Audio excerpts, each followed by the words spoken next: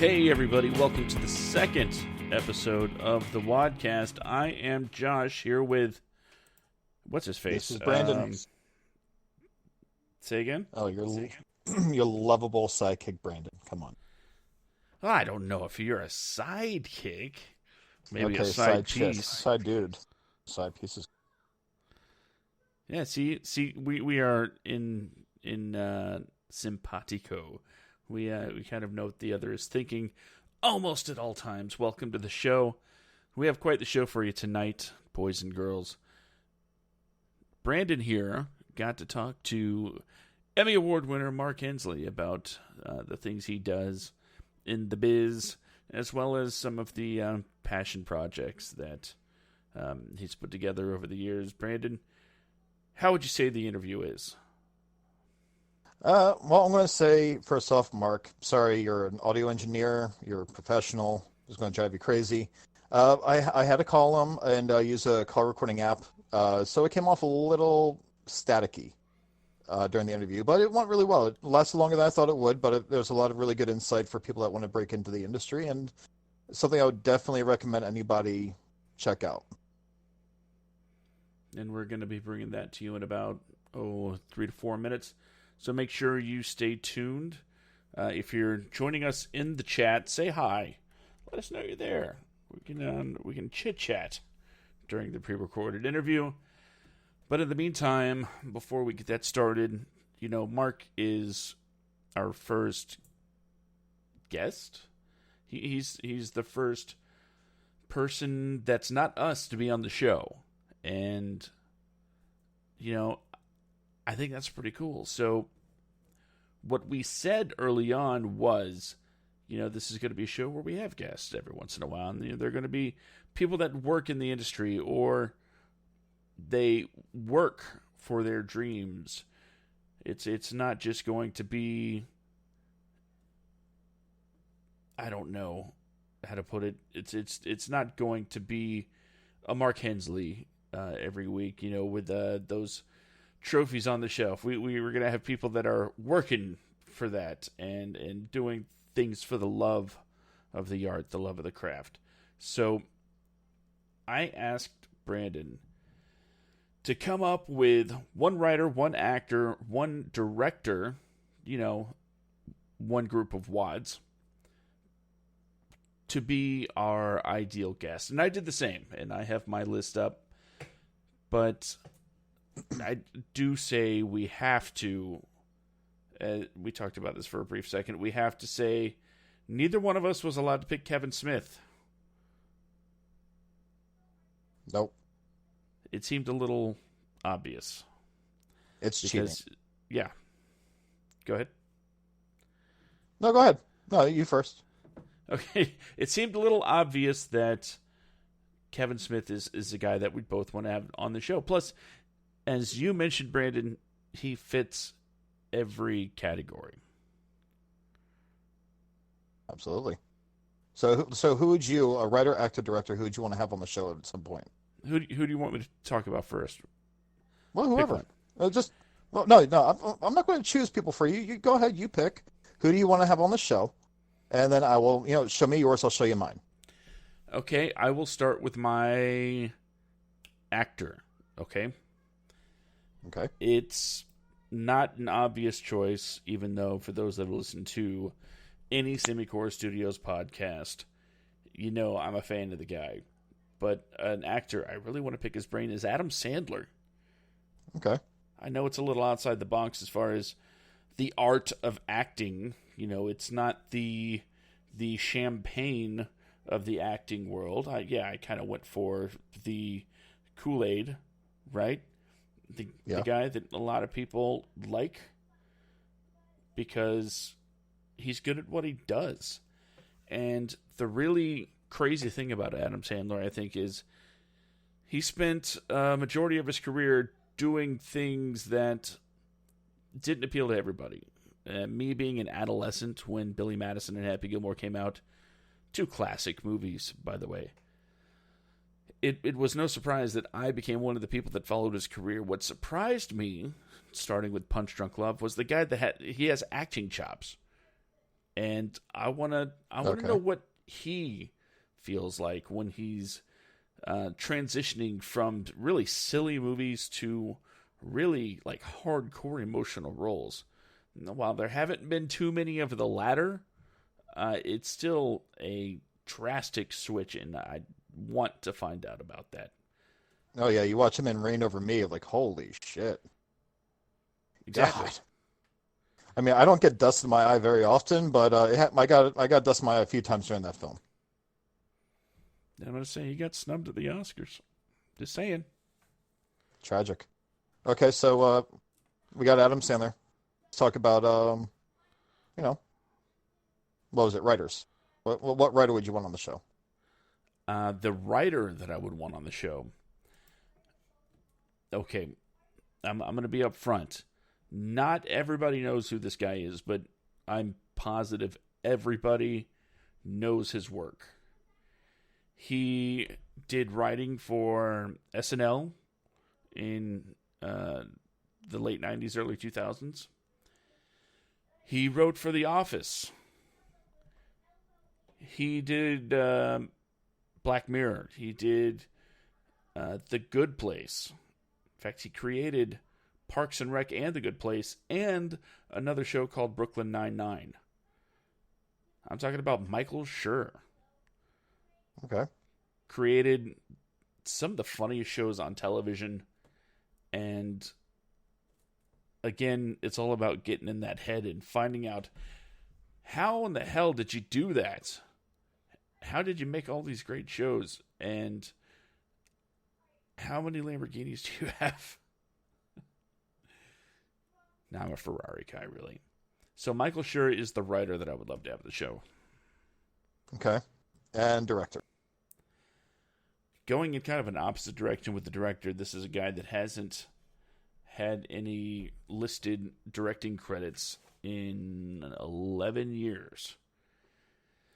And the last movie he directed wasn't really, in fact, the last couple of movies weren't really well greeted.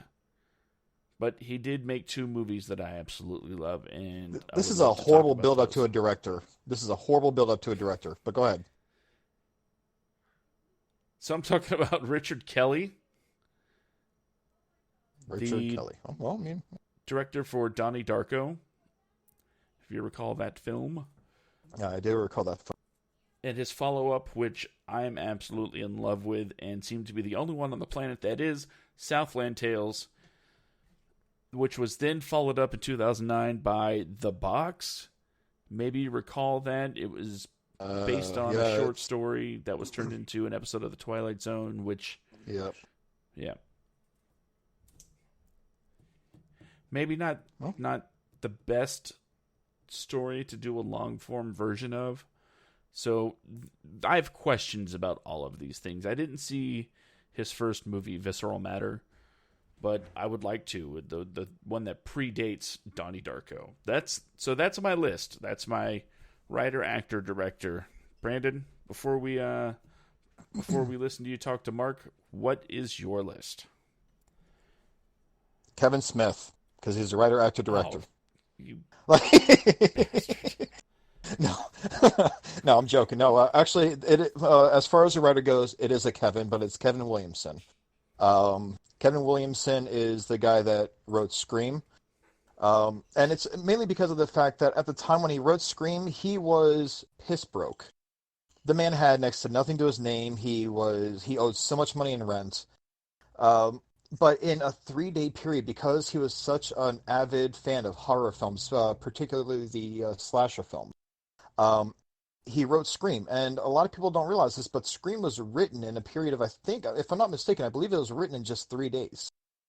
Scream was written in 3 days and has gone on to be, without inflation and box office being adjusted over the past 20 plus years, the highest grossing horror film of all time.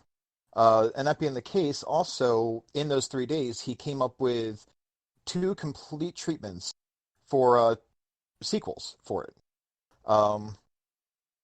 And then he went on. He already had Teaching Mrs. Tingle written, I believe, at the time, but that came out a few years later. But and he worked with Wes Craven a couple times because he did the Scream franchise. He wrote all 4 Scream films. Um, I believe he, with Teaching Mrs. Tingle, he directed it, but he's not the director. Um, but he's done a lot of things, and honestly, that it was so impressive to me, like to hear that he'd gone on to make something of himself in a period of 3 days. It's amazing what desperation, fear, and everything else, and honestly, just having an idea you want to get out there. And his idea refreshed the slasher franchise. I mean, it was just phenomenal. I remember seeing it as a kid. I was like, "Holy shit, I'm scared like hell right now." Like it's so that would be my writer. As far as actors go, I would have to say Emmy Rossum. Just for the fact that you see Emmy Rossum playing Fiona in Shameless, dating back to I think the first time I ever saw her, and I just fell in love with her when I was a kid, when she played Christine Daae in Phantom of the Opera in 2005. She's been in a few things, but Shameless, honestly, is one of those shows where it's so raunchy and just over the top at times, but then it gets to the point where it's like my favorite writing style. These characters are all flawed. Uh, they get in their own ways quite a bit. They're self-destructive. But her acting chops, the way that she just completely blew that role out the water. She can go from being just like a badass on the streets to being just this broken character behind closed doors.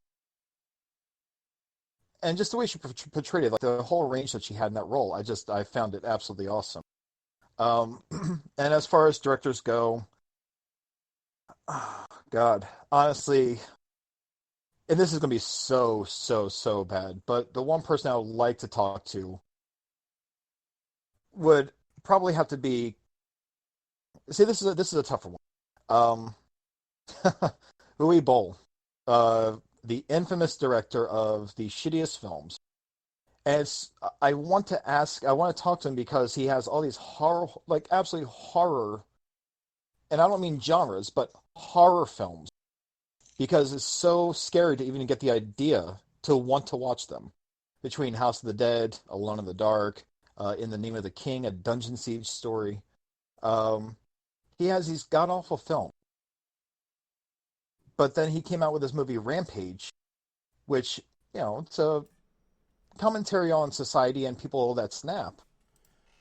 And it wasn't great, but it was a hell of a difference. And I'm looking at this like, fuck, man, if you started off with something like this, then that would have been fantastic. But that could have been a career-building film. Instead, you built your career off of lazy-ass video game movies that just Blood Rain was horrible. And I like a lot of these actors that are in these films are amazing actors, but you see them in his films. I want to pick his brain as to what makes him direct fantastic actors into acting like complete shit.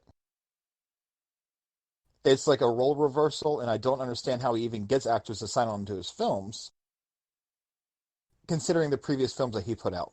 But that's my list. Now, moving on, I'm going to introduce this. We do have a friend of mine, and he's also professional in the industry. He has gone on to multiple awards, like as far as being nominated goes. His name is Mark Hensley. He is a post-audio engineer with Smart Post Sound. He works on shows such as Collector. He's worked on the Mayans MC. Done quite a few things, and he discusses pretty much everything that drives him and gives advice towards aspiring filmmakers or people that want to get into the industry.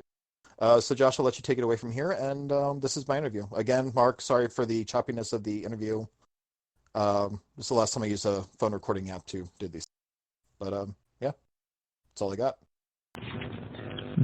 Okay. This is Brandon. Unfortunately, Josh cannot make it for the interview, but I am here with Mark Hensley. He's an Emmy Award-winning Los Angeles-based audio post-engineer. He's worked as an audio engineering for more than 30 years. He's initially worked as a freelance producer and engineer in various music studios. By chance, moved to audio for post-production a couple years back. In 2003, he was hired full-time by Postmodern Sound in Vancouver. And he took a chance. Eventually, he ended up moving to 2008 to Los Angeles, where he developed a solid reputation with re-recording mixer and he currently works as a dialogue mixer at Smart Post Sound. So, Mark, how you doing? Good. How are you? Good. Let's pretend that we don't know each other at all here. So, but yeah, so I mean, mainly I wanted to conduct this interview and just have people get a solid idea of what it's like working different facets of the film and television industries. So like right now, I've personally known you for almost a year, coming up on that. And while I know what you do at Smart Post Sound, for those who aren't familiar with your background, what exactly is it that you do there? I am actually a dialogue music re-recording mixer, so I get edited dialogue tracks and music, and together with my co-mixer, who will then mix sound effects and slowly, we will create the final mix. So a lot of that on my side means cleaning up noisy dialogue, hard to understand dialogue, and get it to a point where you can actually understand what people are saying. Okay, like clearing up any kind of excess ambiance that clouds up the words or like noises, stuff like that. Yeah, it's like a lot of the background noise that you'll actually get when you just record on set. A lot of times you don't really notice it, or somebody just isn't paying attention, or you're just in a noisy location, and you don't have the option to completely ADR everything that isn't pristine. And these days, with the amount of stuff that's being produced and made, it's few and far between that you really get great audio to work with on set. So you really end up performing, triage on what before they would just say this is unacceptable, we have to either ADR it or whatever. Now, because of the tools, they expect us to be able to clean a lot of stuff up, even when really they just shouldn't have shot in that location. So. Well, I mean, how important would you say with the final product? I mean, it should be like an obvious answer, but to like new filmmakers or people that are trying to come up with their own projects, a lot of times you see things where you'll watch something and you can barely hear dialogue. I have it in my own projects from when I first started out, like 12 years ago, old films where I can barely hear myself talk when I thought that, like, when I recorded it, it came out really clear. But how important would you say, that proper audio engineering is from the get-go, all the way through post-production? How important would you say that is to any project that you work on? Well, it's super important because the reality is that, when it comes to audio, if you're in a movie theater and, the focus is a little off here and there, it's a little soft, people will watch that. But when you have really bad sound, and that's hard to understand or even listen to, people will not sit there for an hour and a half and watch that. They'll get up and leave. It's actually one of the reasons why a lot of film festivals will actually reject projects now based on audio quality, because I know that there was an interview with a guy who does this, I think it's the South by Southwest one. He said, we cannot subject people to an hour and a half of something that sounds bad. So you will get rejected from festivals based on bad sound. So, and that does start on set. And, I think the problem with a lot of beginning filmmakers is that they think it's all about the natural aspect. So they think that the only thing that's important is having a good boom. Okay. And that's just not the case. Yes, a good boom is absolutely, whenever we can, we will always use the boom.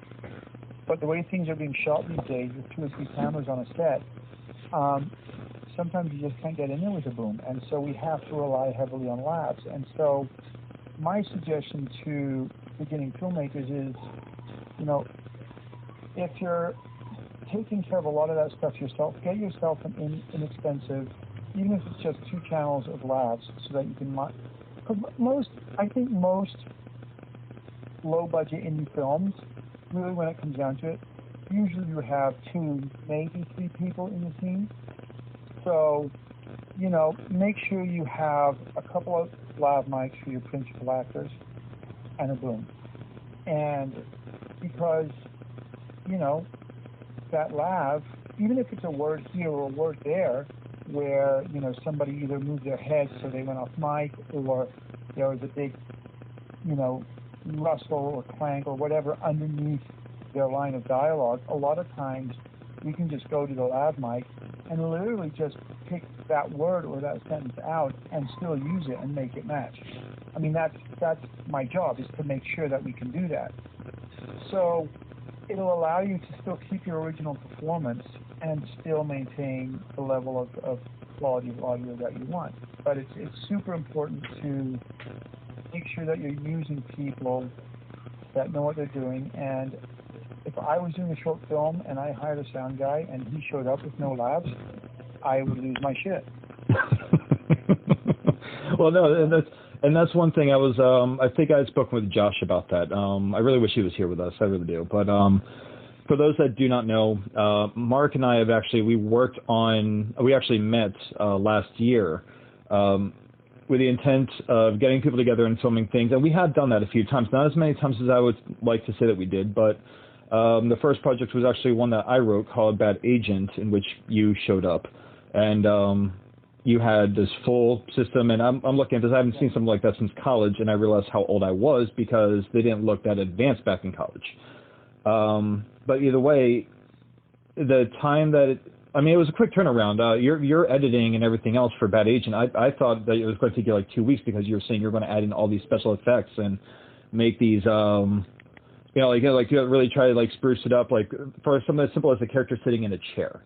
But it came out beautifully. It really did. Everything that you put into it, and all of just like I think 2 or 3 days for a 9-minute short, you just rocked it. Everything, like, it sounds that I wouldn't even notice in my day-to-day life, I'm hearing in the shorts.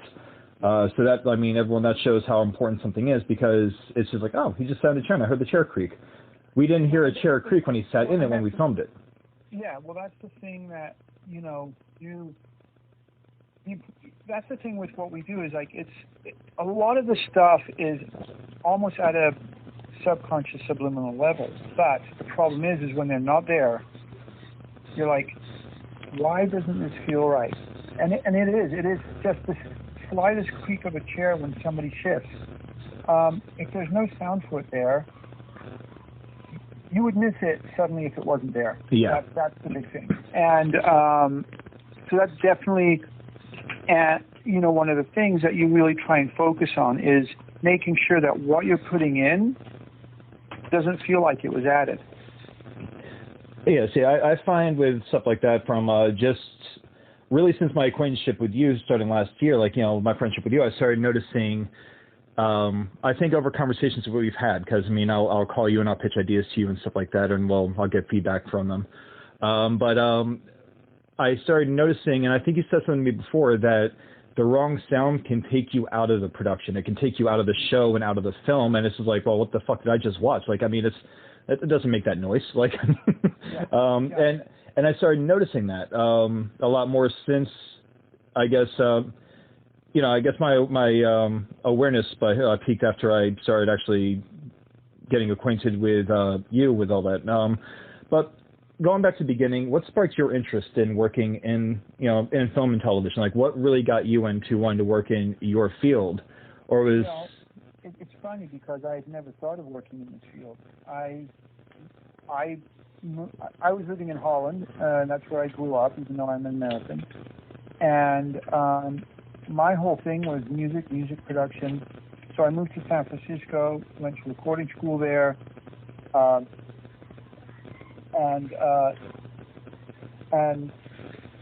started working in music studios. And then I happened to come up to Vancouver, Canada, where I met my wife and decided to stay. And that's where I actually got into post, but I had never ever had never entered my mind.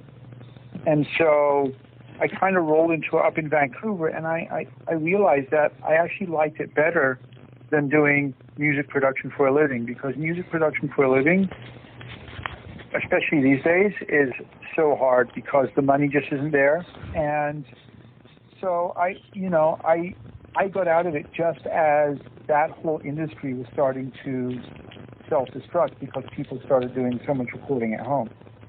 So I was lucky that I actually got out when I did, although my music experience of being a music engineer and also producing bands has really been a huge invaluable help to me in my job, what I do today, because I'm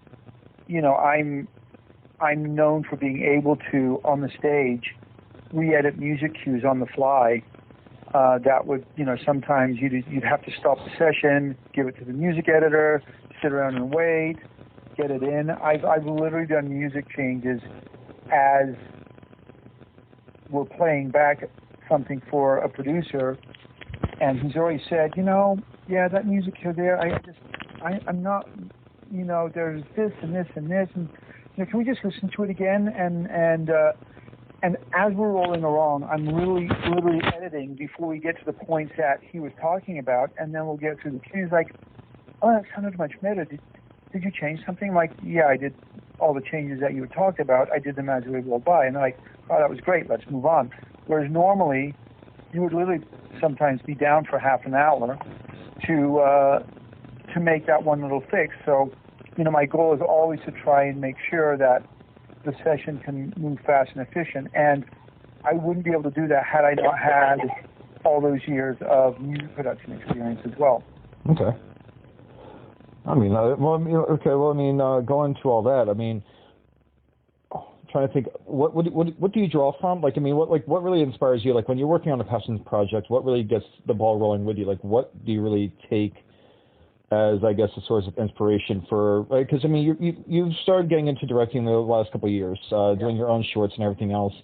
I've worked with you, I wrote myself and the gentleman Anthony wrote The Last Hit, and then you, I believe your wife Peggy wrote The Man Who Loved Flowers script. Correct. When, as far as you as a director goes, and also in the minds of, I believe, post-production with thinking of lighting in advance and all that stuff, sound engineering, what do you draw from, when you're working on these projects? I think my big advantage has been that I spent 25 years looking at really high-quality work from other people every single day. Because, I'm on a stage 9 hours a day, and you learn, what's good, what's not good. And I think subconsciously, all of that stuff just made it into my brain. And then there's movies I watch where now, since I actually started getting into directing, I'm actually finding myself paying more attention to, how things are shot and, what certain directors are doing, and what brilliant work they've actually done in something, knowing how hard it is to achieve that. It's not easy. And I also think for me the big thing has always been, it's a co-op, like when I'm on set and I've got my actors, if they come up with a good idea, I use it and I encourage it. I tell my actors, if you guys have any ideas, let me know, because a good idea will always win. And it's not like every idea that's brought to the table is a great one. But certainly the productions that I've worked on, and this goes back even to the musical that my wife wrote when we put that on in the Fringe 3 years ago, we really truly had just a phenomenal cast, and we told them even in rehearsals and blocking, is if you guys have any ideas how you think this could be presented better, let us know. Let us know what your ideas are, because as my wife always says, what she's written is how she would say something. But when you have an actor put their own voice to it and their own ideas, a lot of times, especially if you're dealing with good actors, and there's a shit pile of good actors in LA, they will elevate your project, and just sticking to what's been written on the page, in my opinion, is the worst thing a director can do. No, absolutely. You have to be able to understand that, this is a roadmap, and yeah, it's a very strict roadmap, but that doesn't mean that you can't ever deviate from it, especially if it leads to the same place you want it to go. No, I think that is the important thing, and when people realize that that's kind of how you are, they also are more involved in the project. It's like when we did The Last Hit. Oh, yeah, that was so different from what was initially written versus what we ended up with. It was so different. Yeah, and like even the big one for me was like that end scene where the two guys are leaving. We were like, well, we need to have them make some kind of physical contact. And we threw out some ideas, but it was the two actors themselves that actually came up with the perfect way to do it without making it super, this is like a big sloppy kiss between two guys. No. Yeah. They actually, what they actually came up with was way more intimate than anything I could have thought of. Oh yeah, no. That little straightening the coat and tugging on. It was like, that was, these guys, they are a couple. Yeah, without it being completely, over the top. And it was perfect.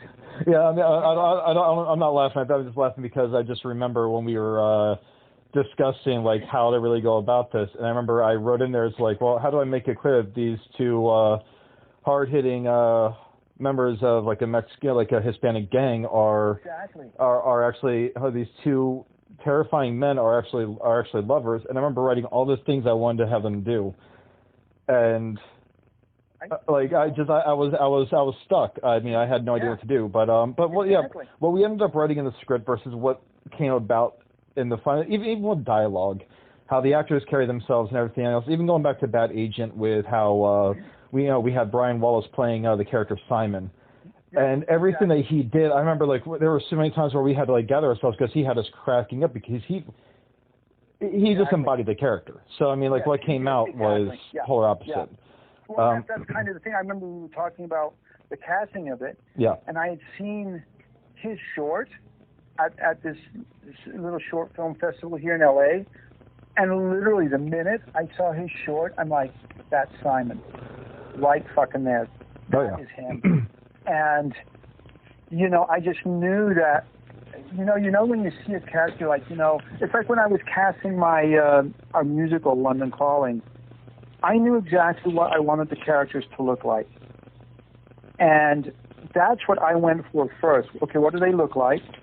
And so I narrowed down actors who looked like the part that they needed to be. And then I started looking at their reels, finding the one who could also act the part.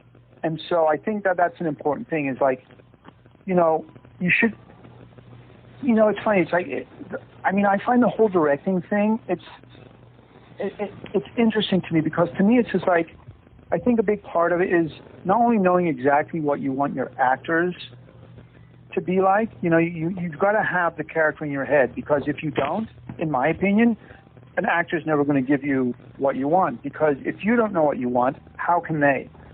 But I have the same feeling about what I want the shot to look like. I have in my head, like that scene in The Last Hit, when he opens up the door with the light shining behind him. Yeah. That is exactly what I wanted. His arrival was exactly that. So I think a big part of it is knowing what you want the scene to look like, and then it's just a matter of, having people who can achieve that for you. It's, it's kind of like not rocket science, but if you're going into, this is why I think I have a good problem with people who like to do stuff guerrilla style. They're hoping that magic will happen on set, and the only way you can have magic happen on set is if you have the nuts and bolts all figured out in advance. Yeah. So you're not having to worry about how the hell am I going to pull this off. You know exactly kind of what you want. And then the actors have the freedom to do. Like, the man who loved flowers. Yes. You know, we had the little flashback scene between him and his girlfriend in the office.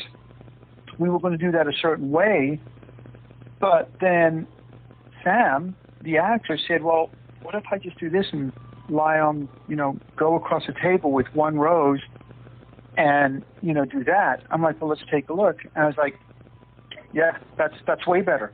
That's way more romantic. That's way more intimate. Oh, yeah. And so, yeah.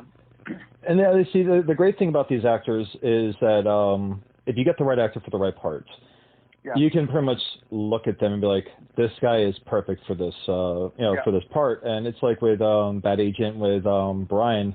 I believe he just I believe like when he showed up on set, he showed up wearing his shorts, just like these shoes with like socks on them. And I mean, Brian, you're going to listen to this. I love you, man. He looked like a burnout agent, like when he showed up to set.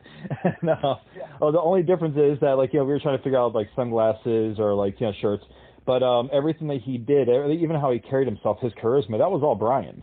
Right. Like, I mean, much like with Sam. I mean, Sam, Ami, like they're like both of them are really sweet people. I really enjoyed, actually getting to know them on set that day. And I mean, like Sam, he did a fantastic job with everything. And it's if you're going to do a guerrilla style, and I know that none of our films so far have been guerrilla style, and I say that I say so far because of the new permit things that we're going to have to dance around. But there's a difference between, in my opinion, between doing something guerrilla style versus doing something without a permit.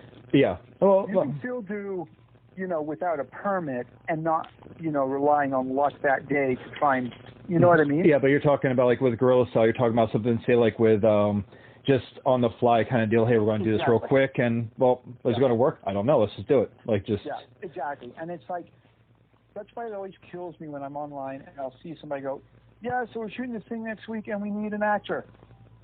Like, excuse me, you're shooting next week and you haven't nailed down your actor yet? Yeah. I don't understand that, because for me personally, and it's probably part of my OCD side, but I'm not just going to pick some person, because there's too much work that has to take place not only on set, but in preparation for the set, but after the fact too. There's so much work that goes into the editing and all the post-production. Why not put the same amount of effort in the pre-production so you know that all that other work is going to be worthwhile? Yeah. You know what I mean? It's just like, pick your actors, find them, and it's a lot of work. I know that. But you know what? It'll pay off at the end of the day in your project, because the quality will be there. You're not going to have some shitty actor who can't act. I mean, I can do that. I'm a fucking shitty actor. I just did something here with my wife, and I'm a shitty actor. Come on, that was a cute short film, though. I mean, that was a nice ripoff of The Shining. That was actually really cute. Yes, it's cute, but that is definitely not the quality acting that sometimes. I mean, I thought it was an Oscar award-worthy performance, but that's But that's the thing, right? So can you imagine somebody would have gone out, spent all this time, found a set, do this and that, and have somebody like me be one of the lead actors? I mean, seriously, right? I mean, let's be honest. I mean, that's how I look at it, because to me, every project you do is your stepping stone to something better. And so my goal has always, in everything I've done, even going back to music, is I will always try and pull out the maximum amount of quality with what I have to work with. I mean, I won't settle for whatever.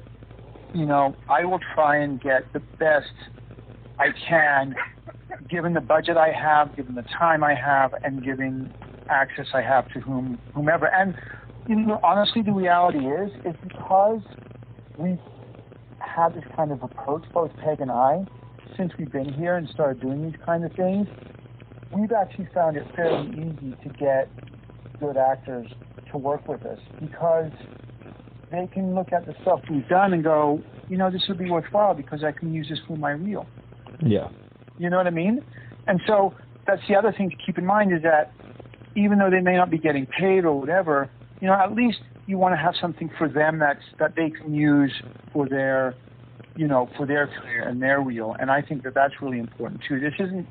I don't ever look at these smaller projects as this is just something fun for me to do. It's like, no, I want everybody to get something out of this. I want everybody to be able to be proud to say, look, this is what we did 2 weekends ago. Yeah. And people look at it and go, wow, that's pretty good. Is it rated as the lost stuff? No, it's not. But, it's funny because I spoke about this on something else the other day. It's like, I think what everybody who's doing these projects really need to admit to themselves is that, when you're at this level, you're not doing the Avengers. You're doing the next Mallrats or the next Clerks. Yeah. And there's absolutely nothing wrong with that because, you make those movies so you can get to that next point. But make sure that even when you're doing, a small movie like that or a small short, just focus on always making the quality because you can't turn around and you should never, and I go back to this with I said this to bands back when I was producing them. I was like, you don't get the opportunity to hand in your demo to a record label and say, well, we only had $100 to make this. They don't give a shit. It's either good or it's bad. How much it costs to make is completely irrelevant. There's no excuse. And I feel with the technology today, with how affordable it is to be able to buy stuff and to be able to shoot stuff and finish it, that I feel there's just, and especially if you're living in a city like LA with so many great actors here, that, okay, they're not well known, but there's a lot of not known actors that are really good actors. Yeah. Just as you have some really well known actors that just suck at acting. So. Absolutely, exactly. But there's no excuse in this city to make a bad short or a bad low-budget feature. There's no excuse for it. Well, I mean, Well, see, coming off that, because like you mentioned, with the trade-off for actors with reels and everything, and just get them something out of it and everything, and even with crew members, we have this gaffer, we have our AD, we have our script supervisor. There's so much that goes on into making these either a short or even a feature. But when you're doing something, like when you have people gathering together to film something, if there's no pay involved, what would you say what would be the advice to aspiring filmmakers to secure a crew's time without having to actually without any real financial gain being at hand? I think it comes from getting to know people first. I think just expecting people to show up that you've never met or never done anything with. Yeah. I think that's asking a lot. I also think that what you need to do is keep the hours manageable. Expecting people, we've been quite lucky because we have had this happen where people have been on set for 14, 15 hours. I think we're lucky, but I think a lot of that also does come from when you do get a crew together, if they know that, what's going to be made is something good, I think it's easier, and I think you can let them feel that way by projecting a level of professionalism. Yeah. You're not flying by the seat of your pants. You've done pre-production. You've worked everything out. Even with the last hit, I was in the warehouse hanging lights and dressing the set myself because it needed to be done.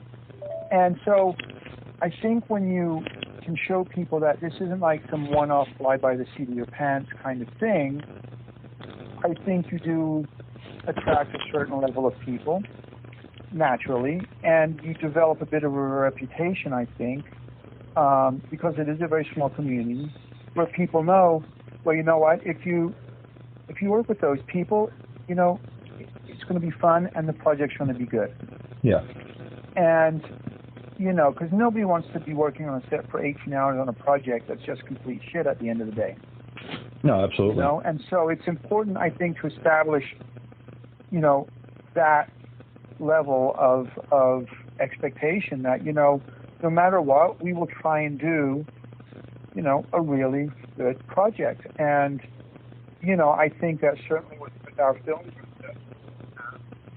I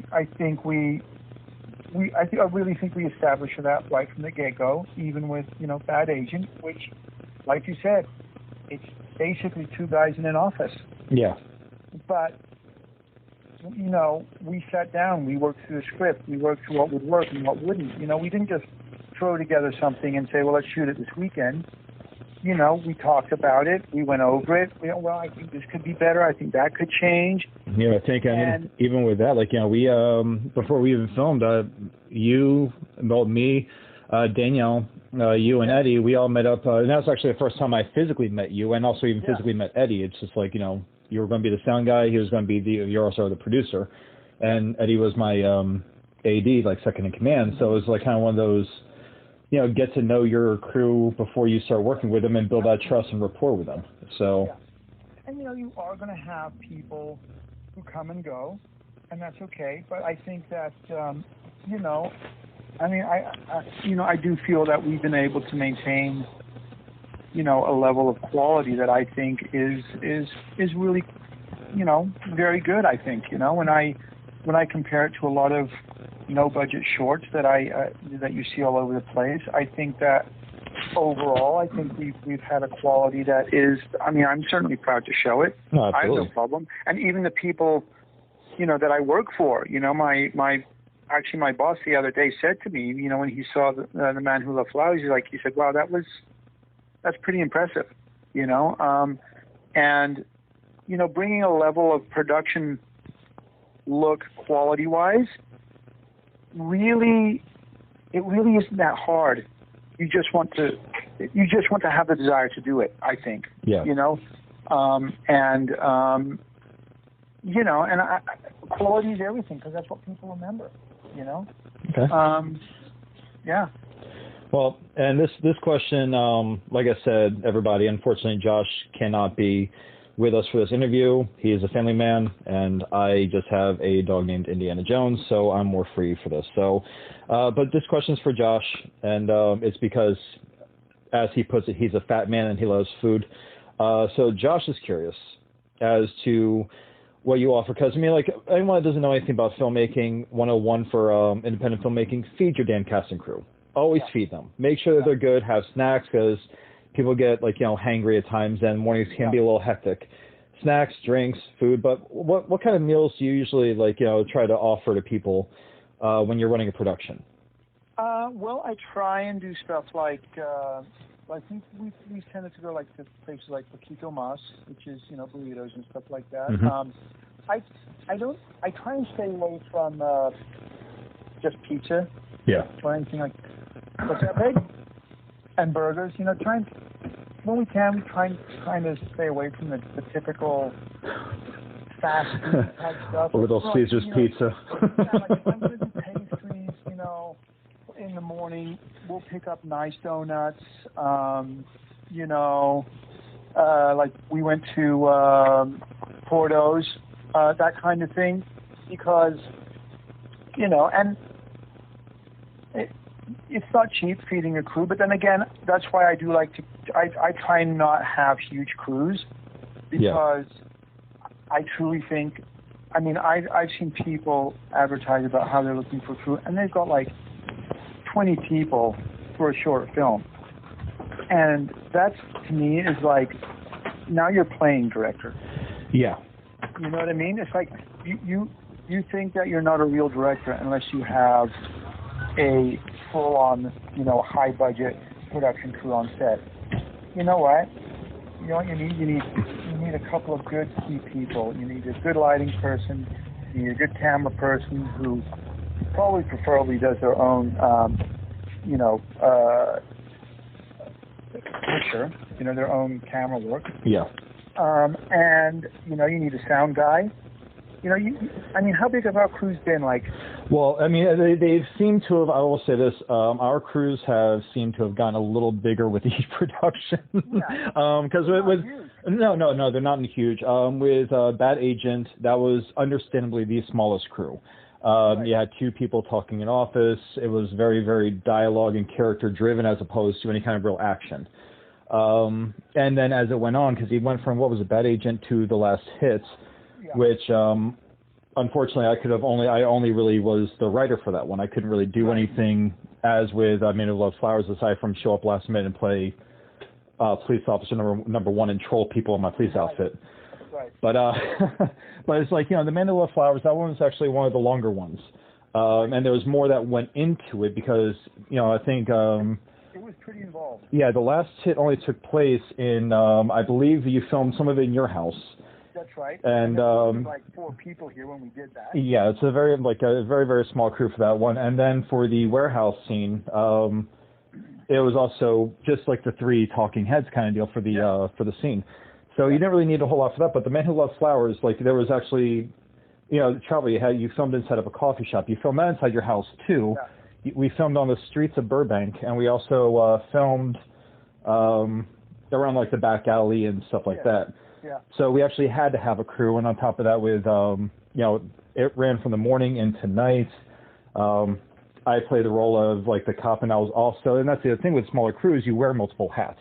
Yes, because exactly. not only that's the big thing. I mean, not only was I was a cop, I was also a production. I was also the production assistant. I was also the guy that handed Emmy her, like, I handed her the jacket because the poor girl was freezing. So. Right, exactly. But I think so. I think it's definitely important to, and that way, if you keep your crew manageable, then you can feed them better too.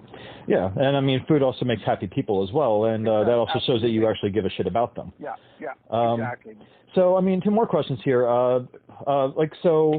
And this next one's also from Josh, and the next one's from both of us. But this next one is, Josh is curious, what films,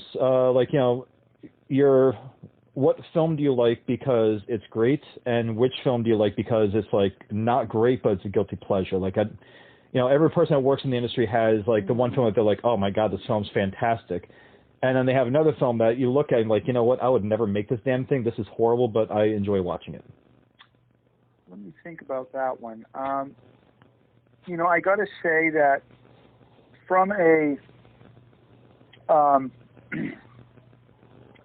this last year, I think from a director point of view and a cinematography point of view, I feel that one of the actual truly best-looking films I saw this year, believe it or not, was Rocketman. Okay. I think there's stuff. I mean, there is stuff in there that I actually thought was absolutely brilliant.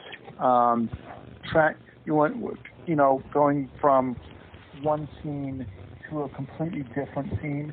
The transitions.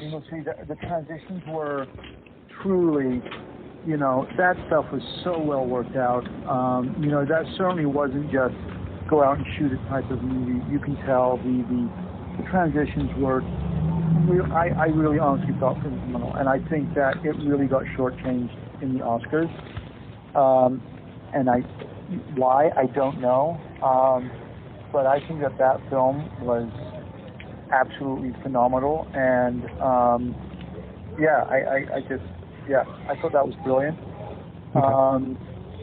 But as far as what movie,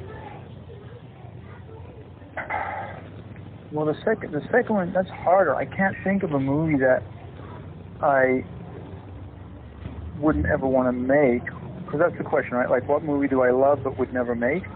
Well, it's like one of those movies where I guess I guess the best way to put it, I really wish, this is why I wish Josh was here, because I don't know the context in which he wanted to ask this question. But I guess, like, say, like with me, Ghostbusters, all-time favorite, and I always tell people Ghostbusters is the best movie ever made, and you know it even on a subconscious level, no matter how much you disagree with me. But that's Ghostbusters. It's just like I'm obsessed with it. I'm a freak over it. But then, like, like for example, like with the movie that I personally have so much of a guilty pleasure in watching is probably Leprechaun. It is hands down probably like a stupid movie. I think it's dumb as hell. But for some reason, whenever it's on, I'm like, shit's about to go down. Italian considering a movie like that because I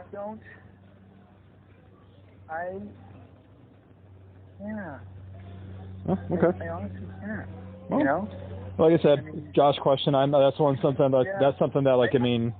Yeah, I don't know how to answer that one. Probably should have sent you that one in advance so you could think about that one. Well, I guess probably because I don't really have guilty pleasure movies because I don't care about anybody else's opinion either about a movie. If I like it, I like it. So it can't be a guilty pleasure because I'm not embarrassed to say I like it. Oh, I gotcha. So, I mean, there's, I guess, maybe one movie I could mention is one of my wife's favorites. Oh, what's the one with Tom Cruise, please? What was that? Shirley Valentine. Oh, okay.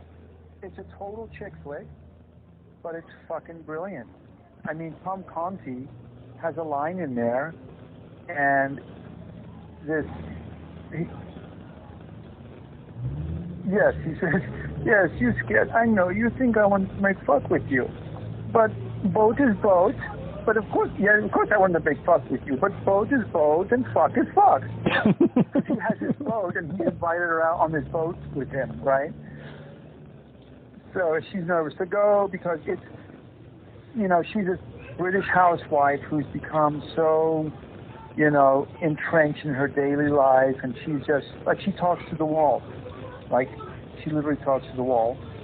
And she decides to go on this vacation in Greece, and, it really is a great movie, even though it might be a chick flick. And I don't consider it a guilty pleasure because I will tell anybody what a great movie it is. I don't give a shit. See, kiddos, the key to working successfully in any kind of level of the film or television industry, do not give a shit what people think about you or what you like. Absolutely. And the minute you start caring about that is the minute you start doing stuff that I think is not true to yourself. Yeah, no, I think like once you actually start caring what people think about you is when it actually becomes, in fact, a job, as opposed to something you are absolutely passionate and love doing. Yeah. And for example, right now I've been doing some stuff here at home with Peg. Like we've been recording some songs, and we're going to do some little videos for them. And I'm not doing that for anybody except us. I'm going to put them online, and I don't give a shit whether people like them or not. I just don't. Because that's not what I'm doing this for. Anyway, I'm too old to care. Yeah. I'm at an age where it's just like, I'm going to do what I want to do for me and have fun. And if people like it, great. If they don't, I don't care. Don't watch it. Don't listen to it. Yeah. See, words to live by. But so that kind of filters into the last question I have for you here. Any advice? Because you have kids and young adults that really want to take that leap, or even like people that are a little later in their later in their adulthood that think it might be too late to. They've always wanted to get into filmmaking. They've always wanted to be a writer. They've always wanted to try to dabble in this or that or the other thing, something related to the industry to just see how it went. They never really followed through, whether it's out of fear or just whatever. But what would your advice? What kind of advice, if any, can you offer people that want to try to get into the industry? Do it. Just do it. You have to, of course I think it's a little harder when you're later in life, but there's no age on talent. I mean, Peg, wrote her first script, musical, when she was in her 50s. And we just, we got that optioned in Australia last year. She's writing another one right now. She didn't really focus on becoming a writer until we moved to LA. And there's writer groups here. There's one called, what's it called again, Peg? There's one Tuesdays at 9, and there's another one called Second Chance or something like that. Second Draft. And they meet once a week, when we're not being quarantined. And I think they're great because writers show up. They can submit 10 pages of something they're working on, and actors show up, and they do cold readings. And they'll read the 10 pages, and you can... But better than that, you meet people in this industry. There's a lot of people that are working writers and actors that go to these. And that's what we started doing. And that's really where we met a lot of the people that we started working with, because you have to inject yourself into the industry you want to be in. If you don't do that, then you're just somebody writing in their bedroom. And there's a million people like that. You have to become part of that community. And it's, I mean, I didn't direct my first short until a year and a half ago, and I'm 56 now. Yeah. And I think that, if you don't do it, you're the only person holding yourself back. There's no reason, it's like, I look at Stephen King, when he started writing, he had a full-time job, he had a family to raise, and he would get up in the morning, he would write X amount of pages, and then he'd come home at night, after working all day, and edit those pages. And he would do that every single day. So there's no excuse to not do it. I always say, I grew up in Holland. I was working in a paint factory 30 years ago, and now I live in LA and I have an Emmy. And if I can do it, honestly, anybody can. Yeah. And I really, really mean that. I am no more special than anybody else. It's just, the desire to do something. And like right now, anybody who's a writer or, filmmaker, if they're sitting at home right now doing nothing, then they're out of their mind. Yeah. When I see for myself what I've done in the last 4 weeks, sitting at home, just do stuff, Yeah. And because the thing is, especially when you're starting out, the first thing you're going to do isn't going to be great, but oh well. And you learn from that, and you do the next one, and then you learn from your mistakes from the last time, and you don't repeat those the next time because you remember, oh, that wasn't such a good idea, so I'm going to try something else. And that's how it works, is just doing it and doing it over and over and over and sticking with it. And, I firmly believe that, especially anybody in this town, if you put your mind to it, you can do it. I really honestly believe that. Okay. No, that's fantastic.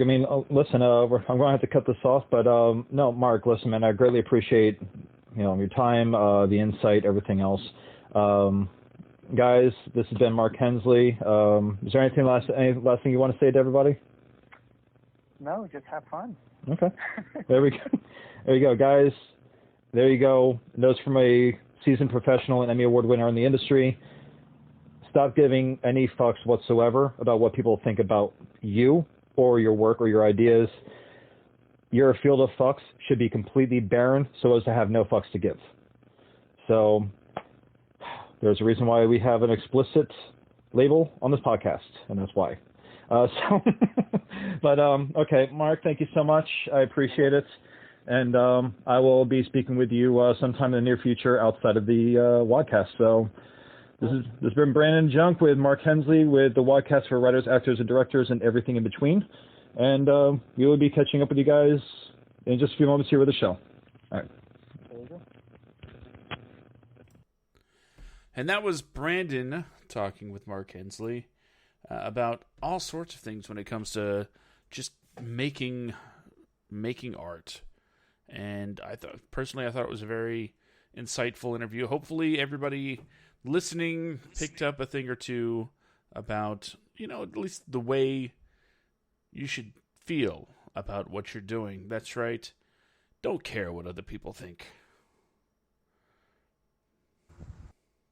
It's dangerous. It's a good way to hold yourself back and cheat yourself out of doing a lot of great things.